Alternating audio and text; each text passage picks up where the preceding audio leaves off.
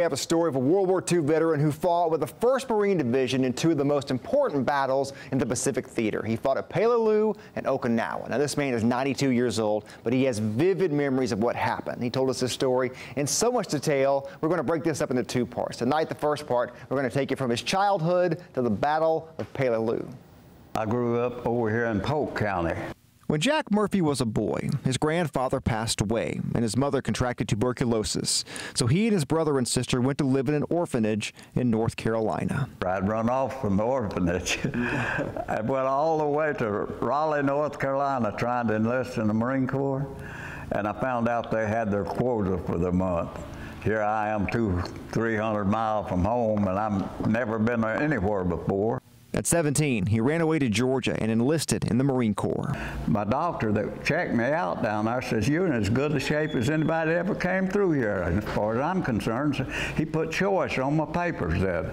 They sent him to San Diego for training. This is my history book of the 1st Marine Division. His close friends tell me he's been telling these Marine Corps stories for years. I'll pick it up here about where I came in. I didn't make Guadalcanal or New Britain was the first two campaigns. He was a replacement and shipped out to the Russell Islands.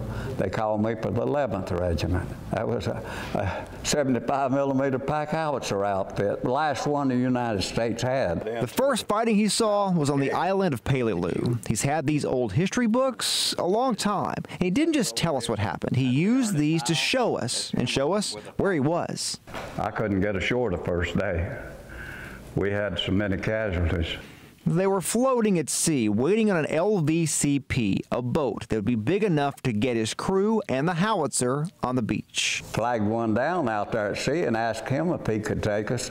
He says, "I've got a load of wounded on here now. I'm going out to hospital ship." And he says, "Can you pick us up on the way back?" He says, "No, because I've got another load of wounded waiting for me on the beach over there." He got to shore early on day 2. He says when he got on land, the worst of the fighting was on an airfield on the island. It was brutally hot. Mr. Murphy says it was 118 degrees, and they didn't have clean water to drink for days.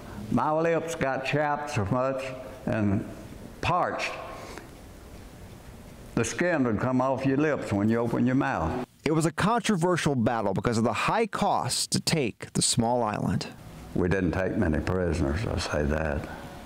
Very few.